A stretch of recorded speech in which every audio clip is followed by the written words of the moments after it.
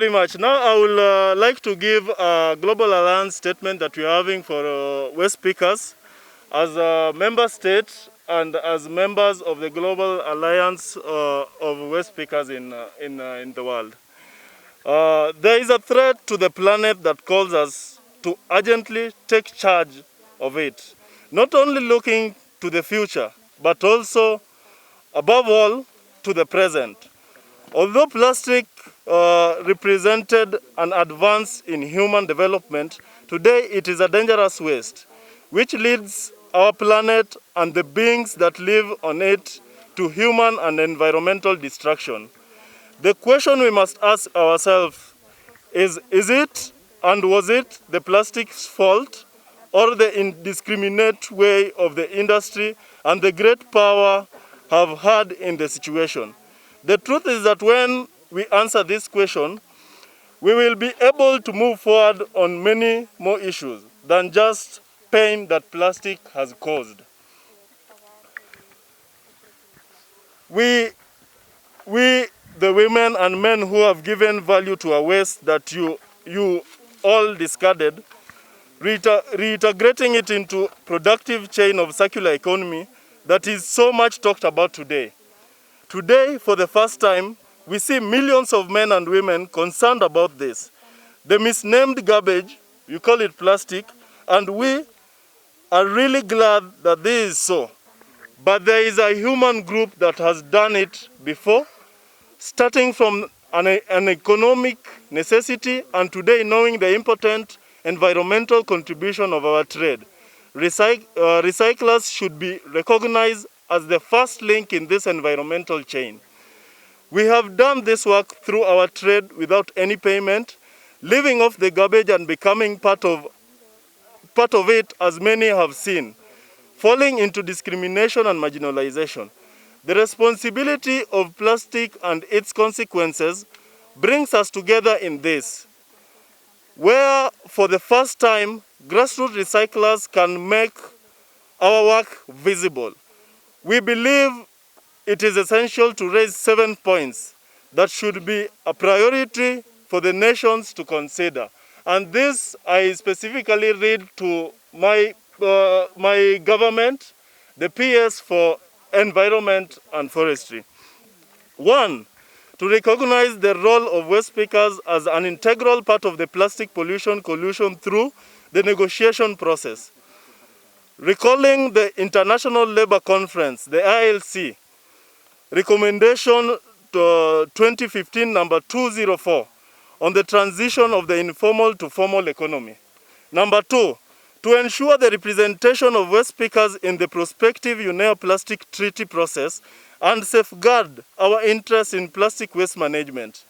Number 3, to facilitate the direct participation of the waste pickers and our organizations and economic units as critical stakeholders in the preparation of the national laws and regulations that affect us, such as national action plans for the plastic pollution, waste management, circular economy, and most importantly, the extended producer responsibility, popularly known as the EPR.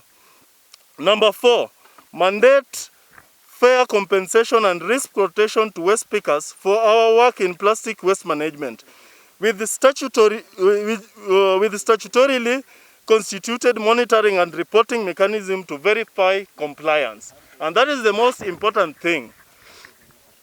Number 5, to establish and secure legal framework for the just transition of waste pickers into newer roles, and involve us in any just transition to newer systems, materials, collection, recycling, and distribution options with respect to plastic. Number 6, reduce and phase out the carcinogenic and toxic substances or compounds in plastic to ensure safe plastic waste management. Encourage the replacement of non-recyclable packaging with recyclable or reusable packaging. Number 7, call on member states to institute extended producer responsibility norms which prescribe corporations and producers who who are responsible for plastic pollution to partner with the waste pickers and waste pickers organization for plastic waste management and to take into consideration the EPR position of the Global Alliance of Waste Pickers. Finally, we call on all nations to take responsibility today and not tomorrow for the continent of plastic that exists today, to seek real and concrete solutions to solve this great problem that involves all of us, but especially the producers and their nations. Humanity has said enough is enough, and we have taken action. The extended producer responsibility legislation talks about a key principle for the producers, which is the polluter pays. And many are doing it, but who will stop the contamination? For this reason, we believe it is essential not to continue writing agreements that will not be fulfilled, but to comply with the agreement that are already written and to supervise and severely punish non-compliance with them. We have been in charge for more than 4 generations of recyclers, and today we demand our rightful place and necessary investment and support so that we can really meet the goals and achieve a real impact on the environment.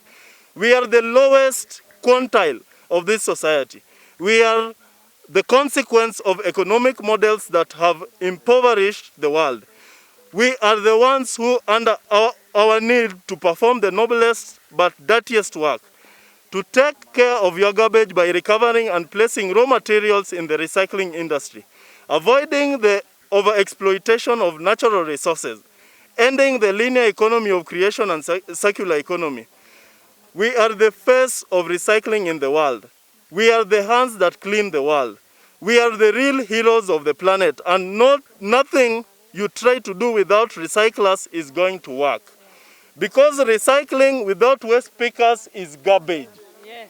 Viva waste pickers! Viva! Viva waste pickers! Viva! Thank you very much. This is a press conference that I wanted to deliver today, and I hope that the message that we have said here reaches all corners of the world, and most importantly to the Kenyan national government that has for sure done so little to help the work, the noble and integral role that we play in our societies and communities.